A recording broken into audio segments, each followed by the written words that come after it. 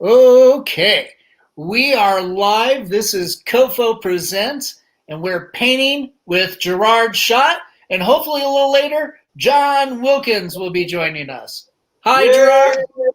Hey, what's up, man? Not too much. Good to see you, sir. Nice to see you, brother. How you holding up? Pretty well. Just hanging out, doing some drawing stuff. Keeps me kind of sane in an insane world. Yeah. Yeah, I hear that. You got to find creative ways to fill your time. That's for sure. right. Yeah, you need as many creative outlets as you can. That's true. Yeah. So, what have you been doing to kind of stay somewhat sane? Somewhat. I had kind of some time off during the summer, so I worked in the studio a bit, tried to cool. develop all that social media stuff, and Nice. got some good painting time in, yard work, housework, chores, all that stuff. Oh, good. That sounds excellent. So, Gerard, what are you painting today? Well, what I'm thinking of painting on this piece of paneling here is Lucio Fulci's Zombie, the well-known zombie from the zombie movie with the worms in the eye there. Yeah, something happy, huh? Yeah, something to cheer us up in this time. Yeah, well, that's cool. That's an amazing film too. Absolutely, it's the only time you can find a zombie fighting a shark. Right. Oh, yeah. God, that is such a fantastic piece of imagery. Yeah. If anybody that's out there that's watching this that doesn't know about the movie Zombie, go out there and check it out. Definitely look for that shark versus zombie scene. Right. It's a game changer. It absolutely is a game changer. Very much so. I remember the scene too where you had that long splinter coming at the woman's eye. Oh my God! Oh, I still turn away and flinch whenever I see that. And then in typical Italian fashion, it goes all the way into the orbit and breaks off crooked. You know, it's just right. Oh. I don't like it either. It's so squeamish. So, real quick, Gerard, kind of tell us a little bit about yourself. You know, how you've gotten into arts and being so cool and creative. I don't know about all that, but I think like all of us in this community, and we all know one another pretty much. You know, you started working really young, drawing and stuff through school, and just kind of blossomed to there. From there, school at I grew up in North Glen and graduated from public school here. Went to Metro State, a degree in sculpture. Then just kind of got into painting probably in the last 5 to 10 years with some reckless abandon. Yeah. Nice. And just try to do it as often as I can, you know? Yeah. Nice. Well, that's cool. Well, if you want to, go ahead and get into it. I'll be asking you, questions and chatting with you a little bit along the way and stuff. Sounds good, man. We'll just get into it a little bit. See what happens. Yeah, hopefully John will be able to join us. Unfortunately, I hear he's got some car problems. Yeah, he's got a little car problem. Yeah, I think what it is he actually has a transformer and just doesn't want to tell anybody about it. Right. Is this all right? Can you see this board okay, Daniel? Everything good with you on your end? Yeah, I can see the board, yeah. What are you working on there? You got some kind of spider thing happening there? Kind of a... Yeah, so, I mentioned to you off camera that Elise and I had a little bit of a running joke. We kept, poking fun at, people that have dogs that come up and smell their crotches and, what their response is. And sometimes their response is, oh, your dog smells my dog. It's like, what the fuck is your dog doing in your crotch? And it's like, well, what a fun response, should be is like, oh, your dog smells my giraffe, or your dog smells my badger, or in this case, your dog smells my tarantulas. Right. And I figured it's like, what a horrifying image that could be. And it's like, Yeah. how would a tarantula be in your lap, other than obviously holding it, maybe. Right. And in this case, I thought it'd be fun to do a trapdoor tarantula of sorts. Okay. Yeah. And Better so, than smelling your yoga pants. yeah, well, yeah. If you have yoga pants on while this thing is bursting forth from your loins, then so long yoga pants. Exactly. It's time to get rid of them at that point. Yeah, but I think at this point, the guy ends up being the back torso to the spider. So I can get into that. Yeah, what a terrible, unfortunate, thing for this guy to go through, to be, to ultimately just be a torso to a giant spider. But yeah, I think you and I know some people that might be just trapdoor spiders. Yeah, probably I've debt. met a few. Yeah, I always thought maybe debt collectors and tax people. I don't know. So Census takers. Oh yeah, census takers. Ha. Oh man. Yeah. So what? Since it's Halloween season, what have you been getting into? What have you been watching? Well, I'm sure you've discovered Tubi, Tubi. Oh yeah. Tubi Halloween. Well, yeah, just the streaming channel. Oh, the streaming channel. I'm sorry. Right. And Okay. a lot of classic, movies we used to get on VHS tape that you can't get anymore. They seem to be playing. Nice. Like what? What are you watching? We just watched Beyond the Darkness the other night. Italian, I think 76 or something, somewhere in there. Wow. Awesome film.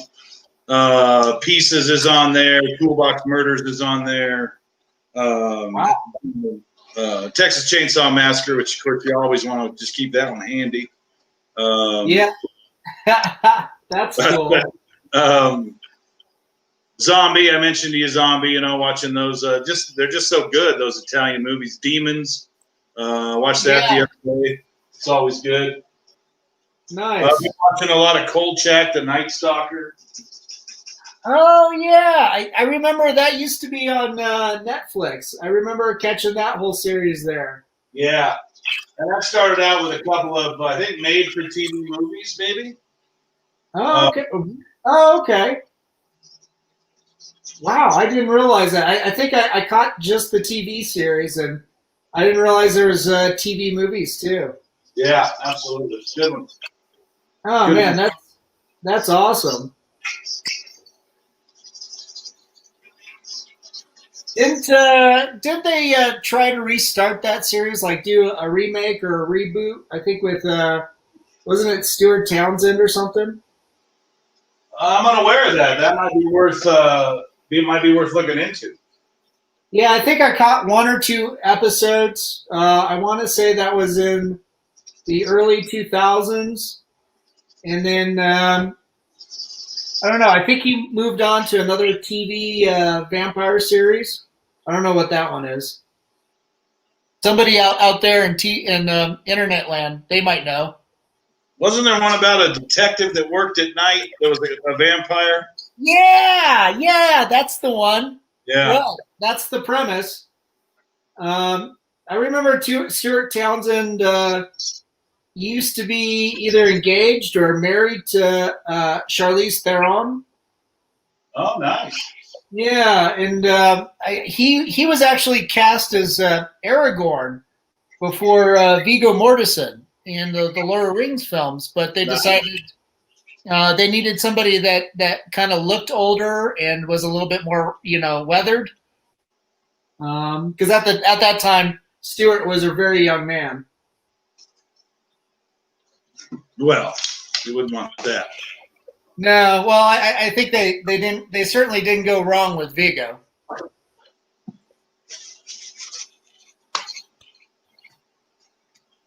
Are you guys getting all into the season? Are you going trick or treating or? Well, I think that would be pretty hilarious if we went trick or treating. Have you been in most of this time? Yeah, for the most part, we stay in. We only go out if we need to. If we see friends, it's usually very masks on. A lot of distancing. It's been pretty good. Most friends are incredibly respectful. I've been. I've got some family that I just wish would kind of participate in that a little bit more. So it makes it hard to see them. So we just do like Zoom calls and stuff like that. And then, it's here. What else have we been doing? Well, Elise and I will take road trips, by ourselves. For my birthday, we went out to see the tarantula migration in southern, Colorado. So that was fun. Right. Ended up not seeing much tarantulas. Turns I've out, always been amazed. Like in National Geographic, they show those red crabs. Like 50 million of them crossing this 1 mile of road in New Zealand or whatever. Right. Yeah.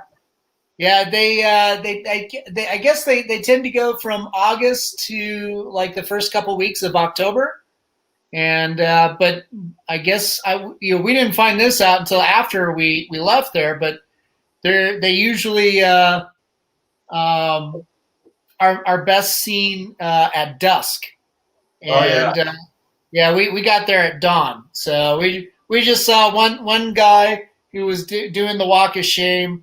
Back to his little crevice. Right. He had a late night, had to get back. Yeah, he still had his evening wear had been torn a little bit. It's still had those dainty high heels. Looks like Jessica chimed in. She said, "Hi, Sean." Jess, how are you? Nice to see you. Jess is a friend of mine that lived in Wyoming for a while, then moved to Texas. So nice to hear that you're down there in Texas doing good. Nice. This is my first live painting. With on the internet. Cool. Being broadcast out. That's pretty cool. A little unnerving. Oh, unnerving? Yeah, well, I'm shy. There's nothing to be shy about on this. It's pretty fun. Yeah, like the first one we did was with Zach Howard from local. I think you know him. He's working on the Hellboy comics right now with Mike Mignola. Oh yeah. Yeah. So he got on here and did. We were doing. He was inking. A sketch of the Hulk by Jeff Johnson, who's a nice collaborator with him. Jeff's another popular comic book artist from Marvel and DC. That was a lot of fun. I think talented people you can meet out there, Oh yeah, it's great. Colorado's, a fantastic, kind of mecca for creative people. Whether it's artists, visual artists, and writers, and illustrators, but also musicians and filmmakers. Right. Yeah, I have started working working on a film or finishing a film up with Scott, who you know from the past. You know, we have some history together, all of us. And yeah. We found during this COVID time, he was kind of in a project that got canceled or waylaid or whatever. And so we found this old film that we had been working on back in college, probably 88, something like that. And, okay. Just a few months ago. Yeah, just it's a film 32 years in the making. But nice. It should be cool. That's been taking a bit of my time with, you know, it's a lot of work, man, making those films and stuff. Yeah. When have you guys been actually filming, or where are you with the production? So we have about 30 minutes of the old footage, Super 8, that we have to go through and look at. Now we're kind of in the building the props, finishing the script, getting the, you know, all the various parts put together. Scott's a degree-carrying filmmaker from CU. Nice. So we can trust that it's going to look good and be lit well and all those things. Right. I'm kind of in charge of the props and the corpses and all that stuff. It's there's a lot of craziness in there that I'm working on. Cool. So, yeah, so that's been ongoing. We've been doing test footage. In fact, when we're done here, I have to go down to Castle Rock and work on set for the next 2 days. So that'll be fun. Wow! Congrats. That's awesome. Yeah, it's amazing how this whole thing's coming together. Good. Make sure to share, you know, set photos or, you know, anything that you're permitted to, of course. But I'd love to talk to you guys more. You know, maybe set up a COFOH Live and Undead about the production or something.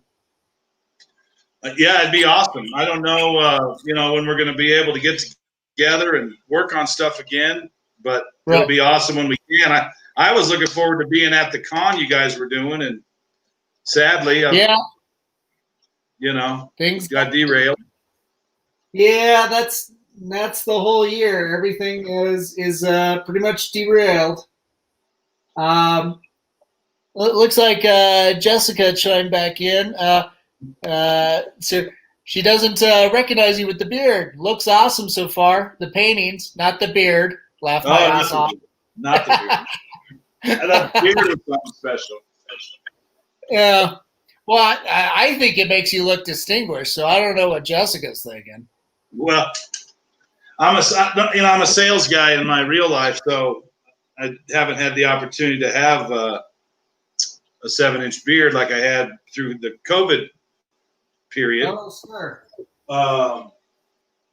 So when I went back to work, I kind of struck a compromise where I could clean up some of it and then let some of it go until we're done filming. Because I'm in the film, you know, I gotta have a certain look. You're what in the film? I'm actually in the film. I'm the lead actor in the film too. Nice.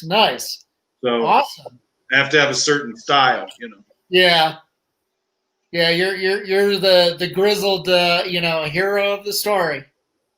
I wouldn't go so far as to say hero. I'm the maniacal serial killer, actually. But well, that's heroic somehow. You know, in some capacity, you're railing against the system. Yeah, in a couple of ways, I think I am maybe. Well, cool. Well, that'll be exciting. See if you can paint the movie poster. Yeah, there's a well, the movie will have some art in it. There's the basic kind of the backstory is I'm a successful, I guess, international abstract painter. Oh, so cool. There'll be a lot of my artwork throughout the film, and one of the scenes we think is going to be a gallery show, kind of the climax of the third act type of deal, maybe. Oh, nice. Well, that'll be pretty exciting. Yeah. This ain't working for me. What's wrong? Well, I use a lot of shoe polish in my work. Oh, are you out of it? No, this one's just a little slow, so I'm gonna see if I can open it up. Oh, okay. I was successful in that. Yep. And I'm just gonna go ahead and just put a little of that polish and put it right in that little secret cup right there. Nice. It's kind of how we do happy freeze on this side. Yeah, you gotta kind of play with it. Looks like Jessica's got to go now. She's got to go. Bye, Jess. Yeah. But she's gonna share and come back when she can.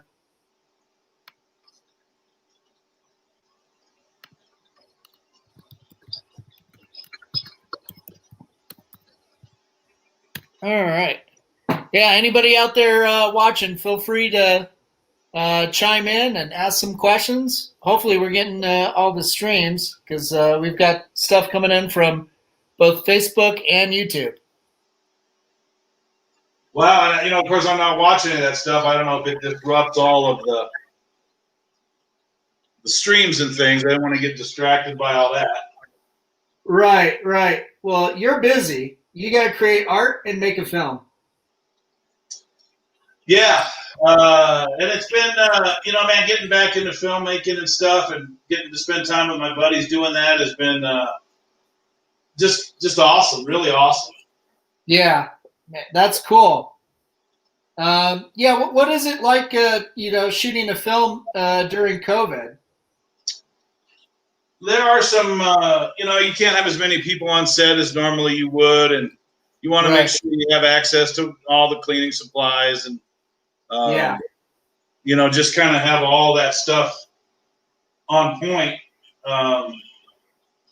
This is my character in the scenes we're filming today. Actually, is in a bit of a industrial outfit, so I can have the PPE stuff.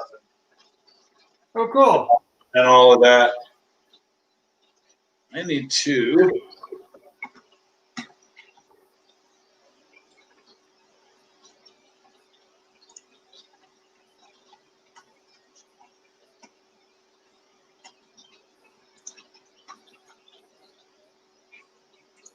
Maybe I can. Oh, we got somebody coming in from my camp. Oh, Brandon Hobbit says, "Killer COVID beer, Gerard." Thank you. Oh, that's Brandon. Hey, Brandon, how you doing, buddy? Yeah, everybody loves your fashion style for your face. And then it looks like COFOHs. Tell us what this zombie movie is. I guess they're chiming in a little late. Not sure if I've seen it, but after your shark description, I need to see it. Yeah, can you refresh us on those just chiming in, the zombie movie? So, yeah, this movie here is what I'm working on right here is the zombie from Lucio Fulci's movie Zombie. Yeah. And I don't know, can we put links into a podcast? Is that a doable thing? Yeah, I can post it. Where's let's see here. I'm on it. Oh, okay. Yeah, you can probably send it to me over or if you're on Facebook, you can post it directly to one of the screens.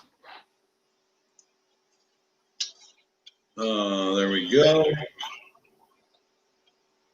Oh, okay, yeah. So, this is Brett. So the 1979 film. That sounds about right.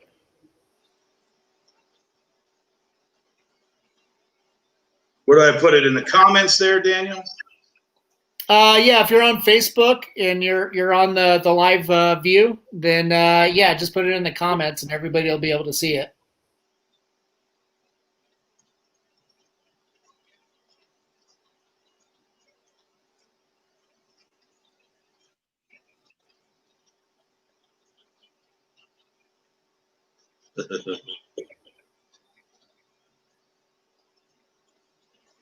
So how many of these have you done so far? This is the second live painting and illustration thing that I've done. As far as interviews, we're probably close to 100 over the last 2 years. Okay. Oh, yeah. So Brett, yep. It's a 1979 film. Yep. Brett just got it queued up in his Netflix. And yeah, for everybody that's tuning in, here's the link to IMDb that Gerard just posted. So make sure to grab that from the comment section and Yes. go and watch that. That is a classic. I remember catching that in art school. That freaked me the fuck out. Yeah, they don't play around with some of those effects and stuff. Yeah. Did you ever catch like the following sequels? I want to say number 2, the second one was pretty good, but I just never got into the third one. Well, there's some naming issues that are kind of funny because now I don't know it as well as my friend Scott does, but Night of the Living Dead, George Romero, when it was released in Italy, I think came out as Zombie. So they called this zombie was called Zombie 2 in Italy, but called just Zombie over here. Yeah. Someone can fact check that or validate that for us. That'd be cool. Yeah, that's interesting. Yeah, Brandon, you might want to check up in on that. Brandon says that's an excellent film, by the way. Very good film. Yeah. And you were catching Demons. That's the Dario Argento and Bava film, right? Yeah, soundtrack by Goblin, I think, is their single. Oh, yeah, that's right. Because they also did the soundtrack to Argento's Suspiria. Yeah, I don't know where their status was in Italy, but I know they're in that film. They did Beyond the Darkness, which is another awesome film. Nice. I don't think I've seen that one. It's pretty dastardly. Nice. Is it? But that's also, is that another one by Argento? I can't remember. No. Oh man, it's one of the other Italian directors, but I can't remember. Is it Bava? I don't think it is him either. Someone knows. Anybody out there, check on that film too for us and get back to us. Well, do all this work for us, everybody. Thank you. Yeah. Well, hey, we're working. We're drawing and painting. We're being creative for all you people at home.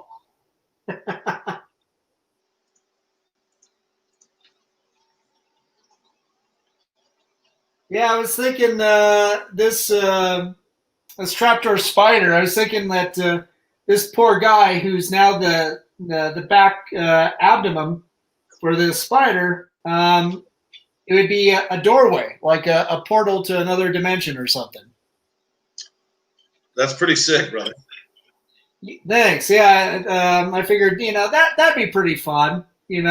Nothing more nefarious than this thing likes to eat, and it's figured out really inventive ways to do it. Coming up through the abdomen. Yeah, it's like, oh, you smell my spider. That's cute. Those are just my yoga pants. We'll have to draw some ripped up yoga pants in the background someplace. All over the spider. Yeah, true. Oh, I should do a little headband around him, like he's been working out. Everybody's trying to get in shape these days, Hey, it's not a bad thing. Even spiders got to lose a few pounds. If you got a spider losing a few pounds, you're a fucking spider, bud. What? Imagine this thing trying to molt. That would be pretty awkward. Yeah, there'd be a lot of miscellaneous all over the place.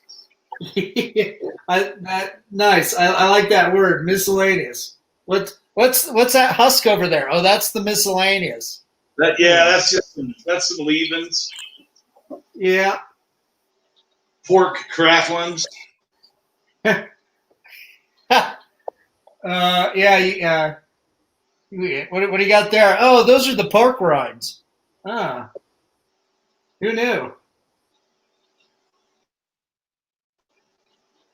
Yeah, we just got done watching most of the new season for the Haunting of Bly Manor, which is I guess the sequel to Haunting of Hill House on Netflix. Okay. Yeah, really good drama. That's mostly what those series are just good dramas, good family dramas with a lot of scary shit going on. Especially if you like jump scares. Right. We watched the Haunting of Hill House, my wife and I, last season or whenever that was on, and Nice. it was pretty good. It kind of waned in a few spots, but sure. But it was tasty. Yeah, the jump scares always got me. I do like horror in that it can be a vehicle for all kinds of high art modes. Of course, I always gravitate towards like the horror comedies. The Abbott and Costellos to American Werewolf in London to Shaun of the Dead's. Well, look at American Werewolf in London, right? What you have is probably one of the best physical effects artists, Right. In that. And to write something horrific that's also gory and funny and compelling and stands the test of time, I would think that's a big challenge, That's very hard to do. Very much so. Yeah, that's American Werewolf is definitely one of those that I love going back to. Did you see American Werewolf in Paris? I know I saw it, and I can't tell you what the fuck it was about, other than the title. It was about an hour and a half too long. Right. Yeah, I remember the CG Wolf, and I remember, was it Julie Delpy was in it? That's about it. That's all I can remember. I remember with that kid. What's that? Started out with that guy jumping off the Eiffel Tower, I thought. Oh, I don't even remember that. Oh, okay. Yeah, that movie left pretty much no impression on me. So obviously, it just, I don't know. It was really unfortunate. A lot of those like 90 horror movies, and I think the direct to DVD market for a lot of those was fantastic back in the 90s. But the stuff that got released into the theaters, just did not leave much of an impression with me. Not to generalize, I don't like doing that, but film by film, like American Werewolf in Paris, I know I saw it. I just could not stick with it or did anything for me. Left you a little bit flat. Oh man, more along the lines of flaccid. Like that. What was that alligator movie, Lake Placid, or something? Oh, okay. So that one I do remember, and I think for the most part it's because Betty White is in it. She's the sweet old lady that's feeding the fucking alligator. It's like, holy shit, that's awesome. Actually, I think if I had a dick, this is where I'd tell you to suck it. Right. Nice. Betty White. So that movie I remember. I know it came out with a number of like direct to DVD sequels, and I never saw one of those. Yeah, I think there's like Anaconda, versus Lake Placid, or Oh yeah, I remember that. I think that was in the last few years, wasn't it? yeah, I think it's actually reasonably current. It's with CGI now, like Sharknado and all that other crap. They well, I shouldn't say crap. I've never seen it, but making an assumption. Yeah, I've seen Sharknado 1 and 2, and I mean they are fun as hell. Stupid as hell, but damn, they are fun. Did you see Piranha 3 Double D? I saw the not I shouldn't say the original, but the was it Piranha Part 1? You know, whenever that came out, like 10 years ago or something. Yeah, where they're And like in Tahoe and all the yeah. you know. I thought it was entertaining. I know what wasn't it the original made by James Cameron? Am I getting that right? Back the Roger Corman film. Yeah, I think so. You may be right on that one. Yeah, because I think he either he did that or Joe Dante did that. I can't remember. But it was like late '70s, Yeah, something like that. So I know I saw that as a kid, and I remember ever since then it's just like, yeah, piranhas are frightening as fuck. Stay the fuck away from them. right. They will eat you. Yeah. I think I watched that with my dad on something like USA Up All Night or something, Right. something with like Rhonda Shear. Um, so those were fun. That's one of the things. Like I love B movies, but I like B movies that Don't suck. well, I mean, Suck a little bit. yeah, they suck a little bit, but they know they suck. You know, like Sure. they don't take themselves too seriously. You know, and then you run into those B movies that do take themselves so seriously, and they suck all the joy out of it. Right. So there's a couple like recent releases on like Trauma DVDs that just really seem to take themselves so seriously that they're just no fun. You might as well be, for me, you might as well be watching a Saw movie. I just don't find much joy in that.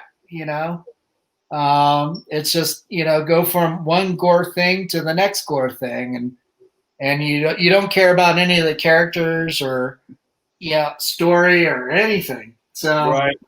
so that gets a little annoying. At least in the Hostel movies, like the stupid frat boys, get their comeuppance, and in the sequel, the girls, a good majority of them come out on top, and it's pretty Right. surprising. So that's good, but yeah, the Saw movies, I don't know. I was looking forward to, however, the Spiral Saw film with Chris Rock and Samuel L. Jackson, just because those two are in it. I don't think I'm familiar with that one. Yeah, that was supposed to come out this year. I think during the summer. I'm not sure, but because of COVID, that got postponed. So yeah, so we'll see. Maybe it'll come out online. Oh, looks like Brandon's been doing some research for us. Thank you, Brandon. Thank you. Lucio Fulci's Zombie was initially a screenplay sequel to George Romero's 1978 Dawn of the Dead, and released in Italy first in 1979 as Zombie, then later released in the U.S. in 1980. Wow, that's cool. He goes on to say, I was into zombies way before they were cool. So, longtime zombie fan. So you're doing Brandon a great homage by painting such an illustrious image. Right. Thank you, Brandon. What was the first zombie movie that you saw, Daniel? Or what are some zombie movies that you like? I really liked 28 Days Later. You know, with that bio rage. I think that was, you know, hugely based off of George Romero's The Crazies, the original one, which I really like that movie. Yes. And I saw the remake. You know, it was for what it was. It was pretty good. But I think my first zombie film that I remember seeing as a kid with my dad was Day of the Dead. And I specifically remember that soldier being ripped apart and all that actual gore. Yeah. Because I think Tom Savini really liked, or was it Tom Savini? Yeah. But anyway, really liked using real animal byproducts. So I guess that was a really stinky set that day. Yeah, probably so. I think that was filmed in Florida, right? So it's probably hot and nasty out. Right, exactly. So yeah, my heart goes out to the actors if they had to endure that. But so that was mine. What about yours? First zombie film was, well, you know what? My first zombie film would have been Night of the Living Dead. Oh, and cool. I probably remember watching it. The first time I remember watching it, when I was much younger, I had gone to a friend of mine's house and we were playing Dungeons and Dragons all weekend. Nice. And that was back before they had all the accessories. That was even before they had advanced Dungeons and Dragons. That was just regular old D&D. And we were up late at night, and Night of the Living Dead came on. And I remember it was like on Channel 13 or whatever, but every commercial break was Kim Carnes' song "Betty Davis Eyes." Oh, okay. And that video they played that video 25 times during the movie, it seemed. Jeez. Which might also be one of the first videos that I ever saw. Okay. So when you were growing up, did you have Elvira? Did you watch Elvira much? No, I didn't. I think my first introduction to her was some of the commercials she would do during the 80s. Okay. And let's see here. Certainly Elvira, Mistress of the Dark, the feature film that she was in. Yeah, they did a film with her, yeah. Yeah, I remember in the 80s, like I saw it and it just didn't stick with me. I didn't really care anything about it. But that's like one of Elise's favorite films nowadays. So we watch that about once a year. Every time I watch it, I enjoy it more and more. Yeah. She was definitely something special. Yeah, and you know, she's still around. She's doing amazing things. I think she's I thought she was working on something with Hart Fisher with American Horror's Channel. So she might be doing something that'll get picked up there, or God, she still looks amazing. She's still got so much energy and personality. Yeah, because I think she's like 72 now. It's amazing how everybody gets older. Yeah, and it's fun to see who are actually have that longevity and have that energy. Right. I've seen Alejandro Jodorowsky in that Jodorowsky Dune documentary and all those interviews with him. Right. He's pushing his late 80s and he still has the energy of a teenager. Like he is joyously maniacal. And he just put out a new film too. So really? Yeah, I can't remember what it is. Teresa Mercado was recommending it. I think she watched it on Alamo Drafthouse website because they're screening some films there. Right. To deal with the COVID stuff.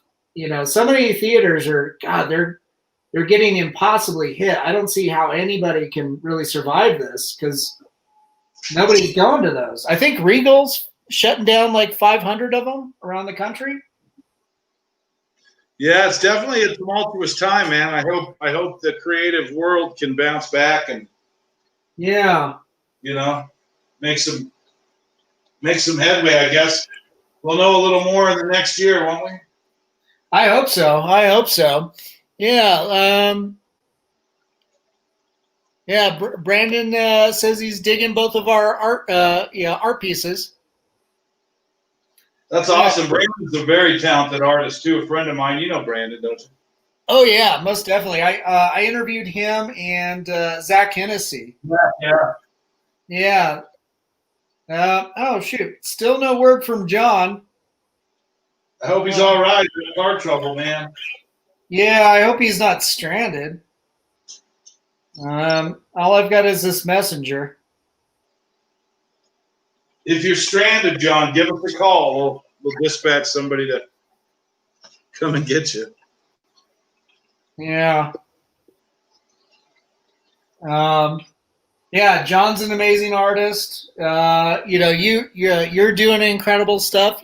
I love these big pieces that you do. Can you tell us a little bit about your process? I started painting with recycled materials, spray paints, polyurethanes, shoe polishes and things like that. And cool. Just think, conventional art supplies, they're spendy. And so I found a warehouse that recycles paints and stains from people's houses, like you have in your garage or whatever. And so I'm able to take those and use a lot of material. And then like what I'm working on here, this will eventually dry or cure, depending on what I'm working with. And and then I can clear coat it and with like a polyurethane or a lacquer. And then I'll start, I'll wet sand that and get some of the different layers coming through there. I'll put glitter, sand, hair, steel wool. Wow, cool. Just kind of whatever I can get my hands on in the work. Basically everything I use I can get at the Home Depot. Yeah. Well, that's cool. Yeah, sometimes as artists, I think we keep really odd hours, and if you can get, where Walmart has most of what I work with, so if you can get in there at 2 a.m. and get some supplies, you can keep working. Yeah, sometimes that's the best time to go to these places is after hours. Yes. Yeah. Nowadays, for sure. Right.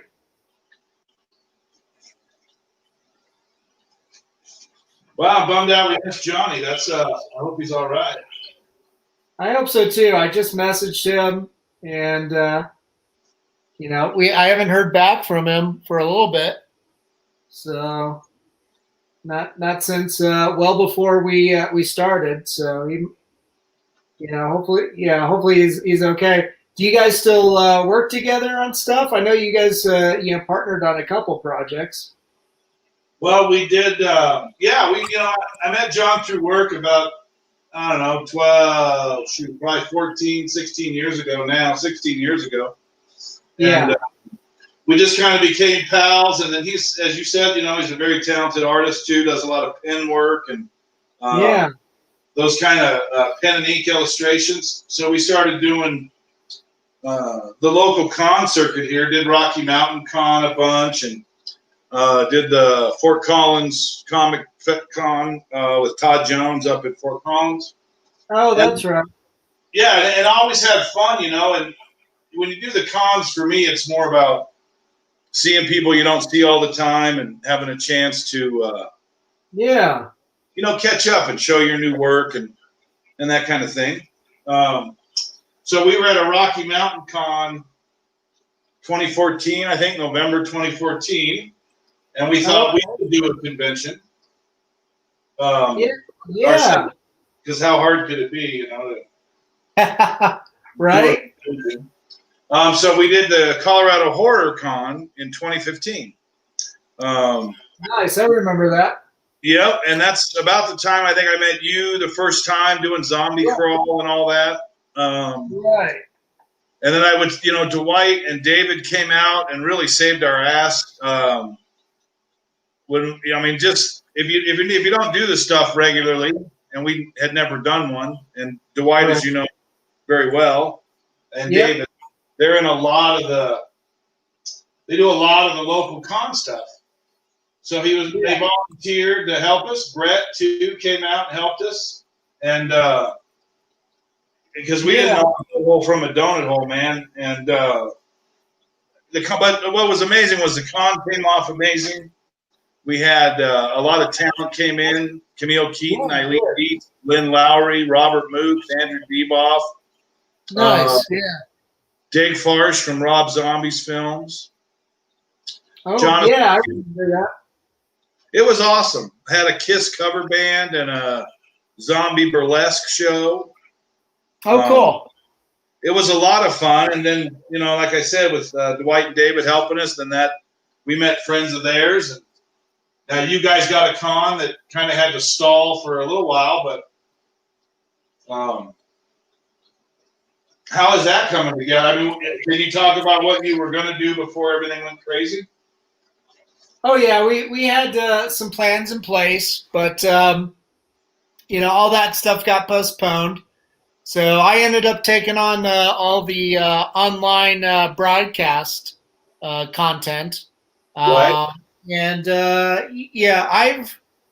For me, I've really enjoyed doing this stuff. I'm able to connect with you and other friends and then at the same time meet whole new people. And I ended up, along with, COFOH, I've been able to set up my own platforms on my own social media pages and just broadcast interviews.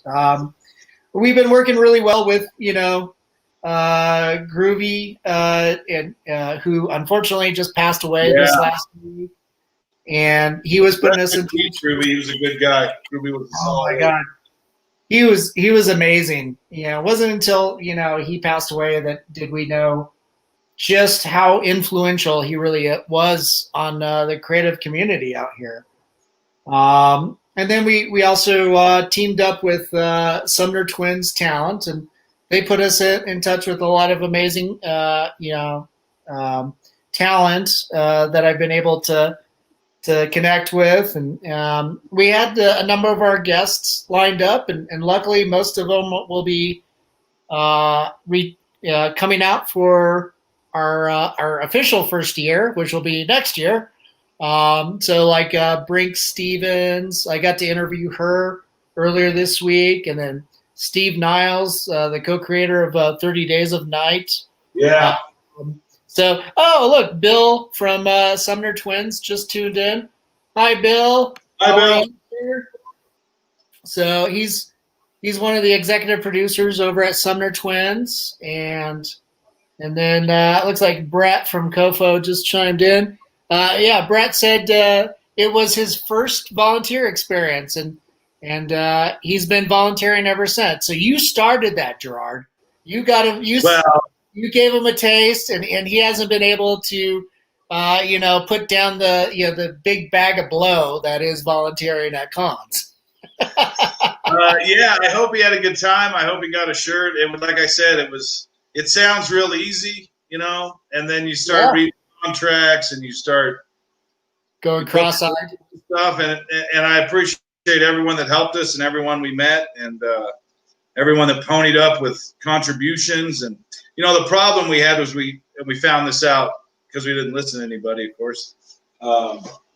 We held it on Thanksgiving or Halloween weekend. Right. And we thought we would complement the holiday. And instead we competed with the holiday. And so we just didn't get the crowds that really would have helped us. Yeah. Sometimes we have to learn some hard lessons. Competing with holidays is tough. You know, Denver Comic Con does that every now and then with having to have it on like Memorial Day weekend, or which really cut into their attendance. And then I think they were supposed to have it 4th of July weekend this year, and they probably would experience something very similar. Yeah, it sucks because you have a great plan and then you're just like, you can't get seats, you can't get butts in the seats, and Right. you know. Right. Yeah. Well, it looks like Bill chimed back in. Hey guys, hello again. And then love the art drawings. I think he typed in live, but I think he meant love. Oh, there he is. Yeah, he did a correction down below. And yeah, Brett, it was the best of shows. Brett, yeah, you should meet Bill. Bill, you should meet Brett. Brett's my partner at COFOH, or one of my partners. And Bill's an amazing guy, though I have yet to officially talk to him. So anyway. Funny how that works out sometimes. That's the nice thing about doing these type of shows. You bring people together. Even though it's online and sometimes at truck stops. Right. How many viewers we got right now, Daniel? Right now we've got 4. Where it looks like we've been averaging that for most of the broadcast. Yeah, we got about half an hour or so. Yeah, I hope John's okay. Now I'm getting a little worried. So hopefully he'll chime in. I gotta keep checking my messenger and see if he's okay. Yeah. Worry about that guy. Yeah, nothing yet. Sorry, I'm trying to get the spray paint out of this can here. No problem. Do you have a trick for that? Getting the bare minimum? Well, when they're clogged, and I guess I should put a disclaimer that I wouldn't do this if I were you. Right.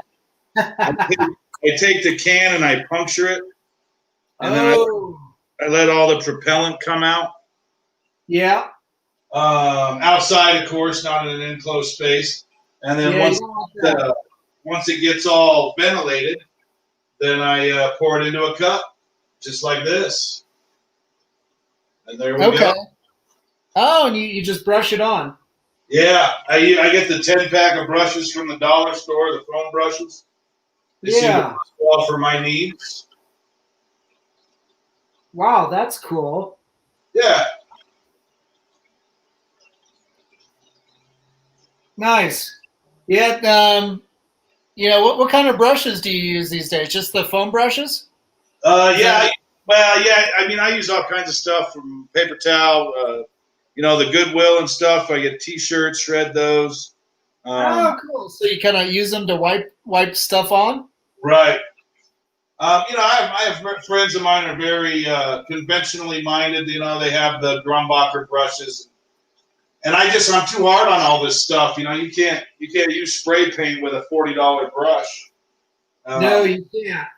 And then get mad because you don't have the brush anymore. Right. But yeah, I use a lot of rollers and just pour it right out of the bottle. Oh, cool. Yeah. Cool. Oh, Bill was chiming in.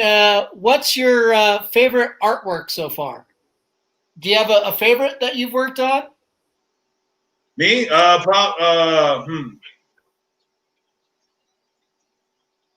I just finished a piece called "They're Norwegian," and that's a tribute to the Thing, and John Carpenter's Thing, and I kind of captured the 2 Norwegians in their melted face. Oh, okay. Together. Nice. And you can find me if you go to my website, gerardschott.com. You can see that there. Okay. Let me see. I just finished a Deadpool painting for a friend of mine, and that video is on my YouTube page, Gerard Schott Studios, on my YouTube channel.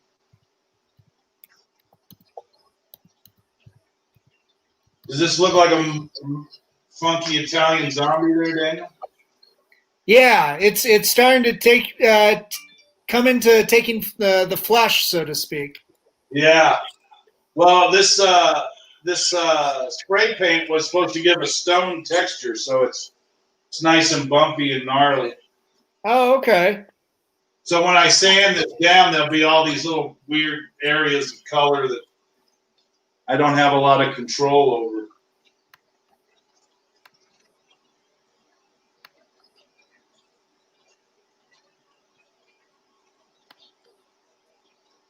Yeah, I'm adding your website to the ticker here.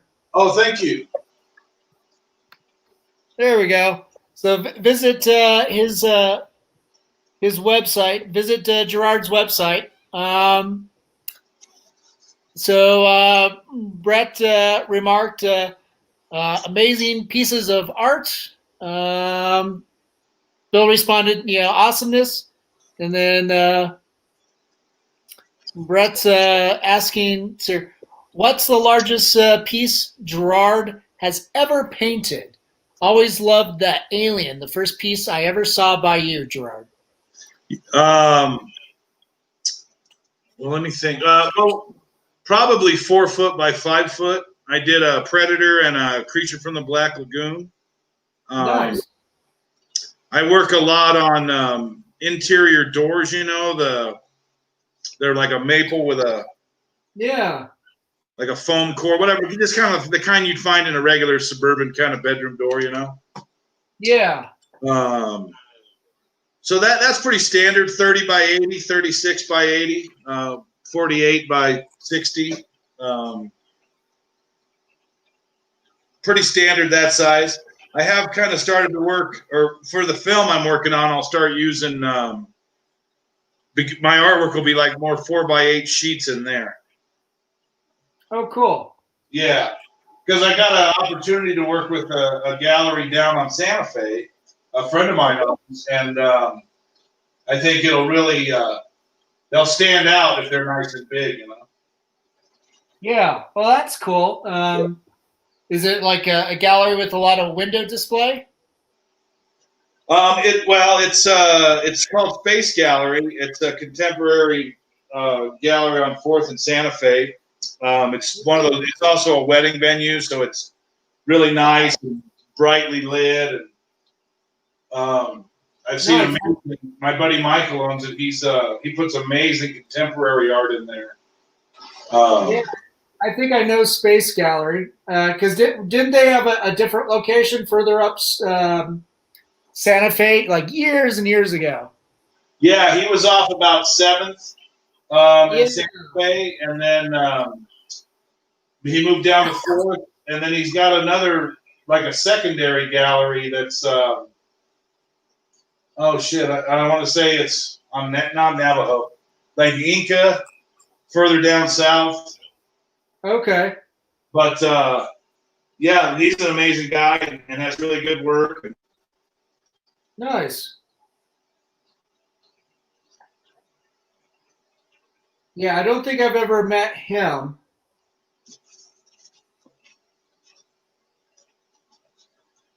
I'm right now. I'm getting ready for a display at the Arvada Center. Okay, that's just going to be your work, or? No, it's a group show. I'll sometimes participate in group shows. Colin Parson curates. His dad was my sculpting instructor in art school, and so I've participated in a mural show over there, which was a lot of fun. And then this one will be a wood installation. And I'll be depicting like ink blots that get dropped in water. You know how they create like those cloud effects in some classic films. So it'll be a lot of that, but it'll be me illustrating that onto wood panels. And it'll be the size of, it'll be like something like 16 by I think 6 feet tall. That sounds fucking sick, man. Yeah, it'll be a lot of fun. It'll, so doing comic books with Elise, and mostly children's comics. So it's nice that I can go back to my abstract or non-representational roots. So Right. so that'll be fun. Yeah. Bill is saying that he loves Deadpool. So I guess the Bill is that the Clint Eastwood movie, or is that the mutant? Might be the painting I did. Oh, did he look? Bill, did you already go to the website? That's awesome. Thank you, Thank Bill. you, Bill.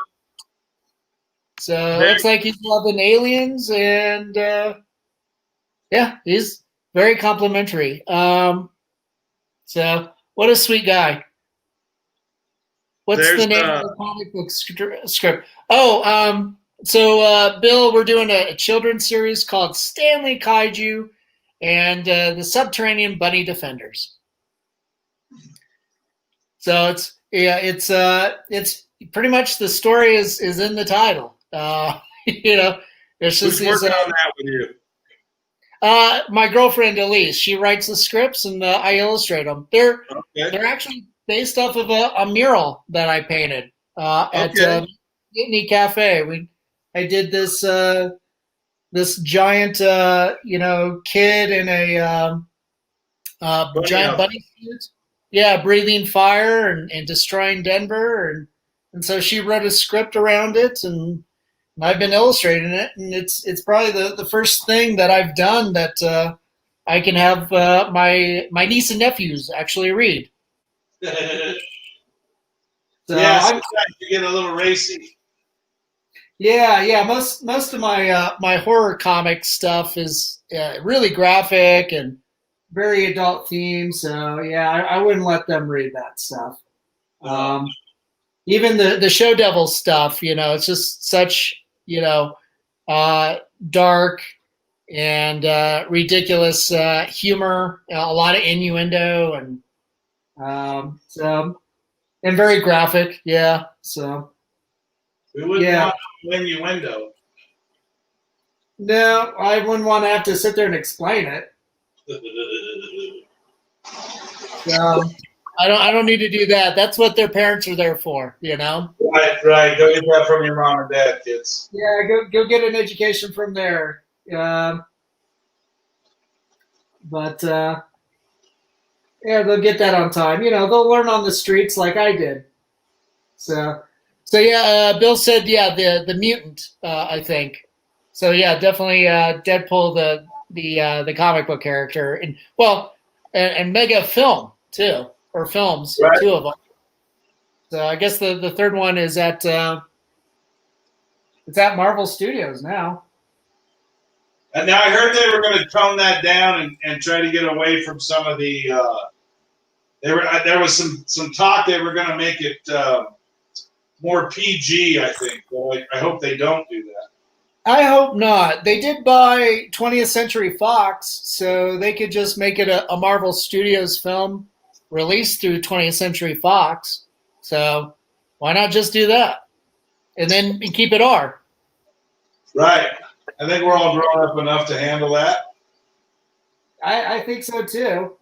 I mean, they work with Sony on the Spider-Man films since they don't own the copyrights.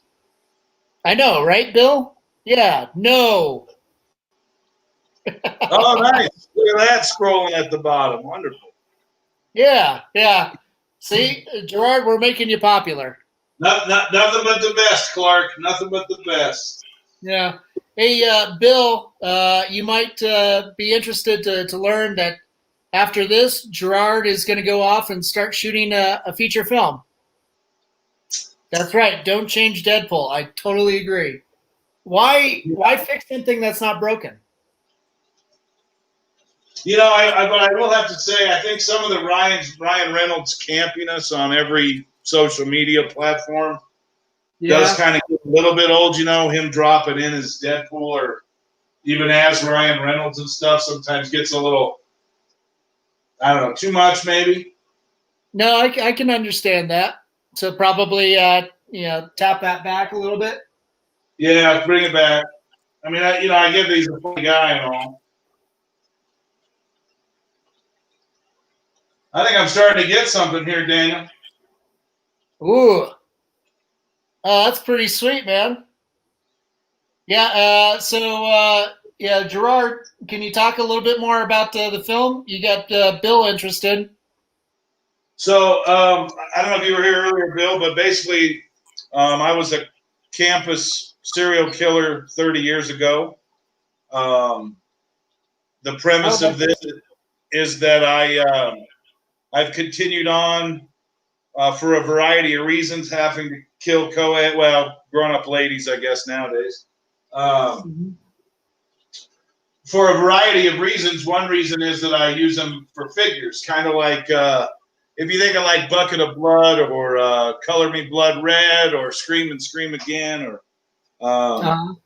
any of those art-related horror movies. It kind of is like that. I don't want to give too much away because there is a lot going on in there, but John Wilkins should actually be in it as in some capacity. I don't know exactly what he's doing just now, but sweet. Working with sound. I know he's been doing a lot of sound work and sound editing and stuff, so he'll probably do that for us. Should be out. It's probably going to take us another 18 months, a year probably to get it all done the way it needs to be done properly. Well, we're going to just keep swinging on it.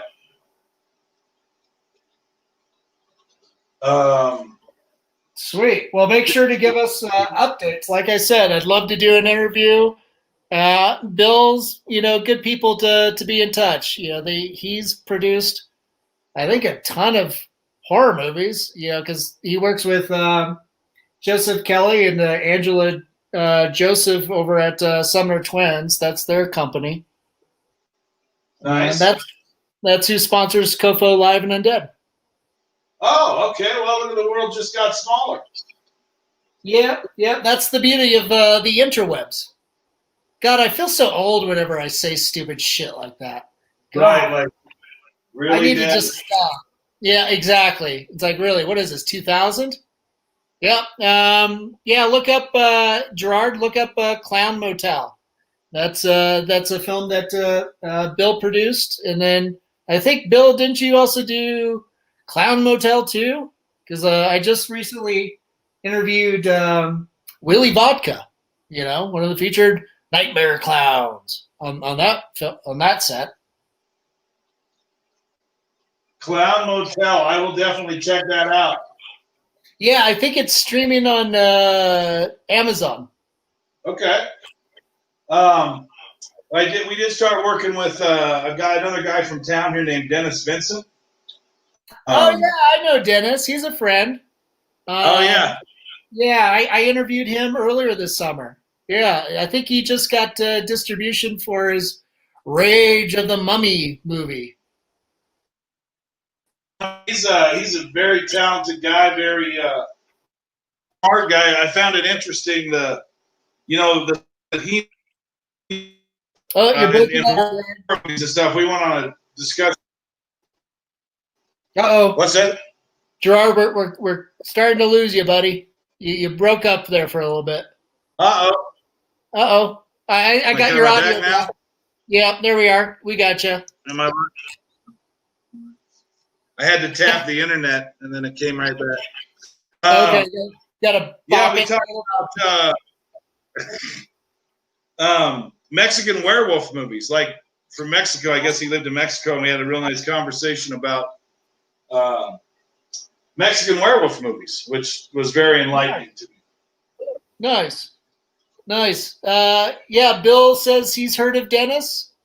So I think he's aware of the Mummy movie. Bill's going off next week to shoot Bleeding Dark with Jason Hawkins. That's another director I interviewed a few weeks ago, I think. Yeah, he's an awesome guy too. He's amazing talent and really funny. He's also one of the featured guys on Netflix's Haunted series about kind of like real spooky scenarios and hauntings. Okay. It's amazing how many people in town are involved in different horror projects or haunted houses, or like Brandon was on here. I know they're making 3D printed figures and stuff. And yeah. Brandon and Zach and I think Mason have been working away on that. Yeah. Mason McCain. Yep. And I think he come. Poor guy. I think he came down with COVID. I think he's over it though. Wow. But, yeah, it's unfortunate to hear how many of our friends have had to go through that shit. Yeah, there has been quite a man, more than you realize. Yeah, it's a tough bag. Yeah, me as an asthmatic, God, I'm constantly watching, being like overly cautious. Yeah, that's one thing you don't want, man, is a cement in your lungs. Right? Yeah, I've grown up having to deal with like bronchitis every year. I don't need that. That sounds even worse. No, bueno. No, I think I've had maybe pneumonia once in my life, and that was shitty. So, but anyway, yeah. So cool. I can't wait to hear more and how this film project develops. I think it's going to be it's so much fun, because now that we're older, everybody kind of has their own skill set, and everybody's got tools and equipment, and it really just makes it, I don't want to say easy, because I don't think it's easy, but you can set your mind on something and really nail it, Right. Most definitely. Yeah, cool. Dude, that piece is coming along really well. I like that. Starting to get there. It's going to be really cool to see it in person because of all the textures that you were, talking about. Right. But when you get the piece done too, make sure you send over a photo of it. Let me see. I'm going to switch screens real quick and just focus on you for a second. Oh yeah, that's so much sharper. Kind of getting there a little bit. Yeah, that's pretty sharp. I remember during art school, I used to have a T-shirt with Fucci's zombie image, that image right there on it. I think I picked it up from Wax Trax, the legendary Wax Trax in 13. Wax Trax, yeah. That was back a minute ago. Well, they're still alive and kicking. Around? They're still doing well. Even during this time, they still have their dedicated clientele, so that's great. There's even a documentary that came out 2 years ago on Wax Trax. Back in I think the late 70s and early 80s, they were a record producer and distributor. So so you had like Ministry and I think KMFDM. They were on that label. It was super sweet. So that was back in the early days. They had a number of other pretty well named talent that started out with Wax Trax, and there's a Wax Trax in Chicago too. It was owned by the same group of people. I used to shop at a place up in Thornton called Don's Discs when I was younger. I knew of Don's Discs. I don't think I've ever visited there. Well, they've been sadly, him and his wife actually died some years back, but I used to go there with my brother was a big audiophile, and we'd go there and put the big headphones on, and spin a record or two. And I think Iron Maiden Killers was the first piece of vinyl I ever bought. Oh, that's sweet. Yeah, it was a snowy day. And yeah. It just worked out. Speaking of that, I will say this about the film. It seems to have a really good heavy metal soundtrack that's starting to take shape. Nice. With some local guys I know, and possibly, I don't want to say anything out of church, but possibly a national act from our youth. Oh, cool. Contributing a song or two. We'll see. I mean, I don't want to hold out a lot of hope. Yeah. Some hope. This is good. That'd be awesome if you but yeah. Thor. I don't know if you remember that act. What was it? I don't know if you remember that act, Thor.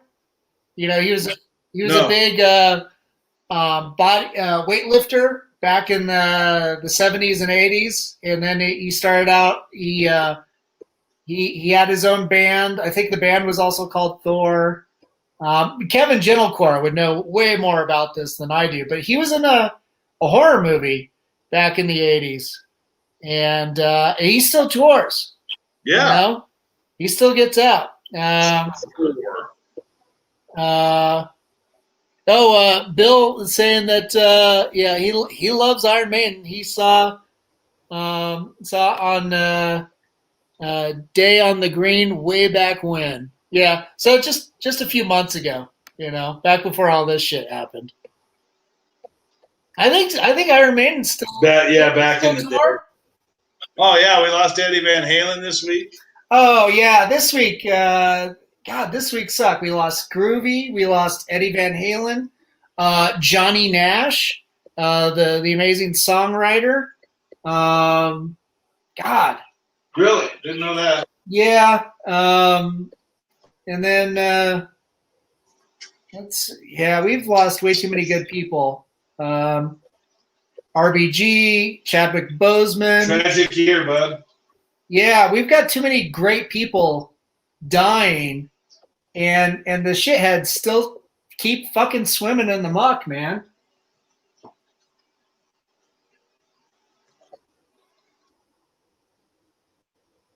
I guess that's what's gonna have to bring us together is just keep each other going.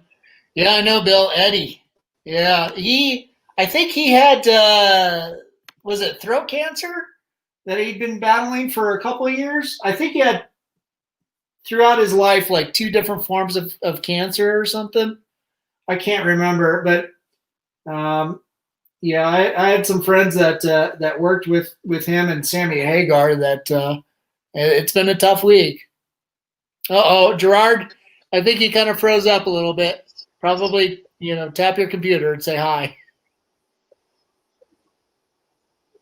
There you are. We got you back. Yeah. Hey, you internet. It actually worked. Yeah. It looks cleaner. Whenever you tap on it, it looks a little cleaner. Now he kind of froze up again. Damn it. Oh man, but that's okay. We got about 10 more minutes or so. Oh, John just popped in. Let me go to that real quick.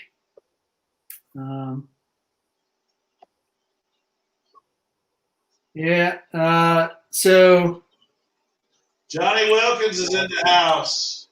Well, he just chimed in on Messenger. He apologizes. He had a vehicle crisis with the family. He's okay.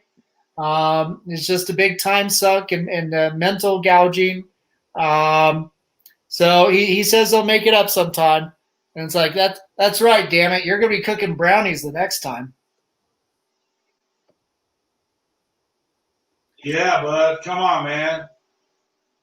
You got to get in there. Well, that's pretty cool, bud. Where'd you go to art school? Rocky Mountain College of Art and Design.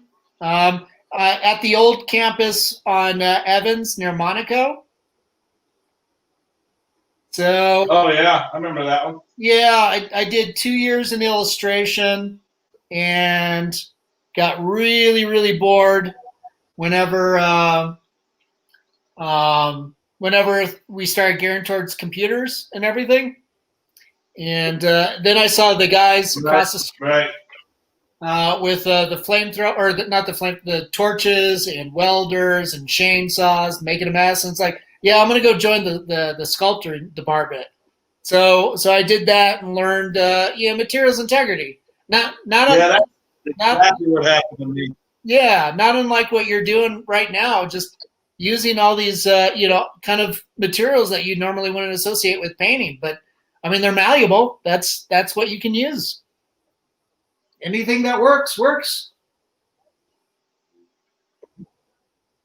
Use whatever you can get your hands on. Yeah, I went to school at Metro, like I said, and I didn't want to take drawing class. I've always drawn, pretty well. So I got into sculpture, and it just, my first bronze pour just changed my life. I felt like. Nice. You did bronze, huh? That's fantastic. Man, he's coming out pretty messy. Look at that. Oh yeah, he's looking pretty graphic.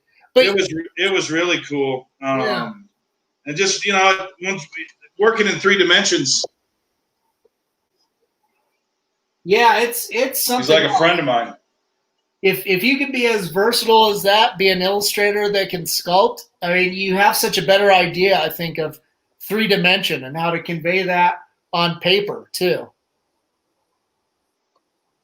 Yeah. Yeah, that's hard to do. It's not super easy to see things 3-dimensionally before you get started with it. Right. I think that's where illustrators and that are sculptors and sculptors that illustrate, I think that's where they have a big benefit because they live in both worlds. Right. But Bill's saying that he needs his goatee to look like Gerard's, but his wife would kill him. He's jealous of your chin growth. I don't know, this profile pic of Bill with his little side stash there is pretty spectacular, I think. Yeah, I don't know. That's pretty snappy, Bill. Yeah, that's pretty snappy, Bill. I think if you just roll with that. Yeah. This took 5 months. Yeah. Oh, I bet. Yeah, I've during this. So do you airbrush at all, Daniel? No, that's one thing I've never really gotten into. I was hoping I could play around with that a little bit this year, but it just hasn't the opportunity presented itself. And one thing Elise and I have been talking about is doing more digital illustration. So I've slowly, painstakingly made attempts in that, and it's just you really have to just focus on that for I think probably a couple weeks, knowing me, because it takes me so long to learn something. I'm very dense. I'm really just a big Neanderthal. Right. You don't have to agree with me on that. Come on now. But line work, man, I've always liked that about your work. I like that you use that line work. Oh yeah, I'm very OCD with line work. I need all my blacks have to be lines. They can't be just quick little solid fill-ins. They have to have that texture to it. Otherwise, I just go nuts or I get bored. It'll take me a lot longer, but it needs to. That's just how it has to go. Doesn't mean I can't do this digitally. It might. Right. The comic book work might actually go faster if I do start doing some of this digitally. But man, I love the dexterity of the the physical artifact, having that paper and pen in hand. But yeah, doing digital, I think I've come around to the idea of it's just another, tool in the box. And it's strange because I've played around a little bit more Have you?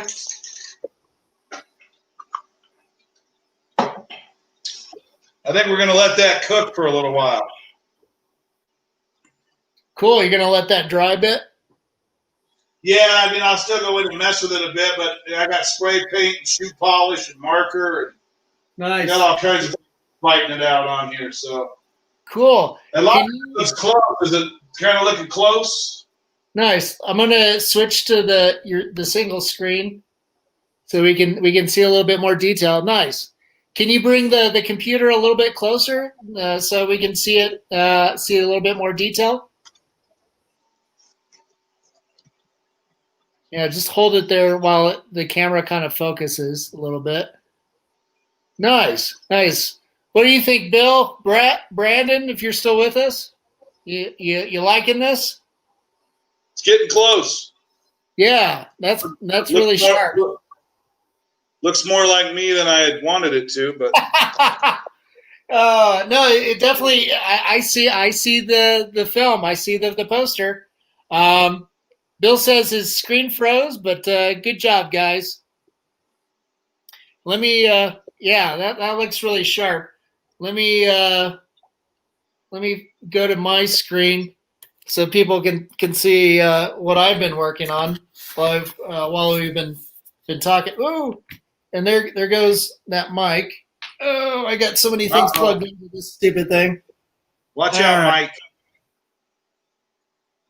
So there's that. Oh yeah, that's some gnarliness, man. That's a crotch spider. Yeah, pretty much. It's a crotch spider. Yeah, that's my giant trapdoor spider, and poor guy that he's coming out of just becomes his back abdomen. You know, the back legs become the back two legs on this 8-leg beast. So that's awesome, yeah. Man. Thanks. Yeah. Maybe we do a film about that. I don't know. That'd be kind of weird. Drugs are amazing, aren't they? Yeah. I don't know. Am I supposed to say that or not? I'm sorry.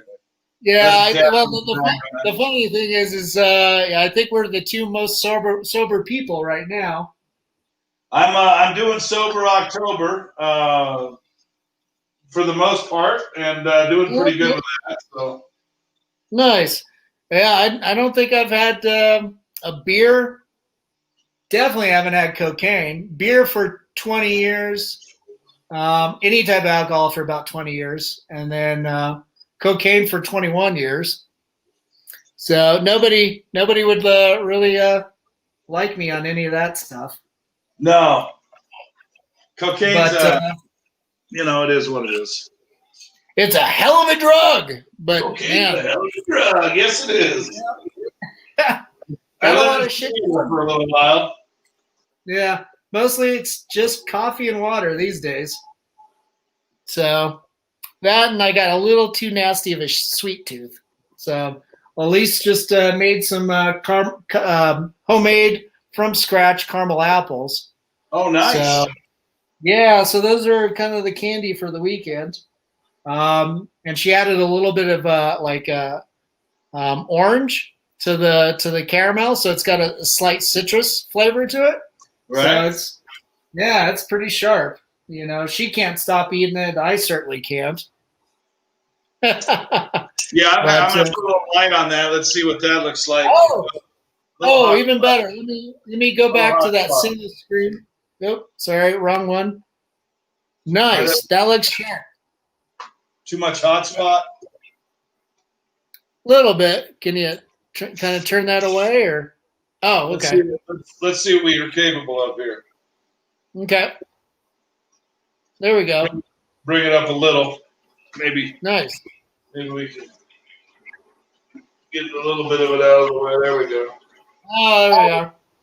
Looking good, buddy. We're working on it. Well, nice. cool, brother.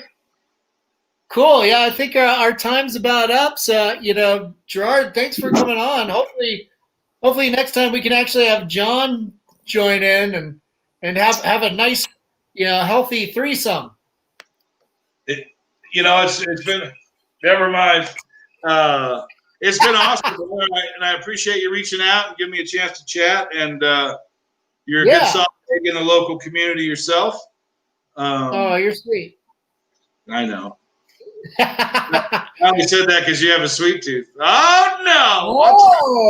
Oh, so one thing I'd like to do, man, once all the COVID stuff goes away or whatever, I'd like to start getting some of these artists like Brandon and Zach and stuff, and get people together once in a while to jam. Sure. A lot of good energy comes from that open critique, knowledgeable critiques.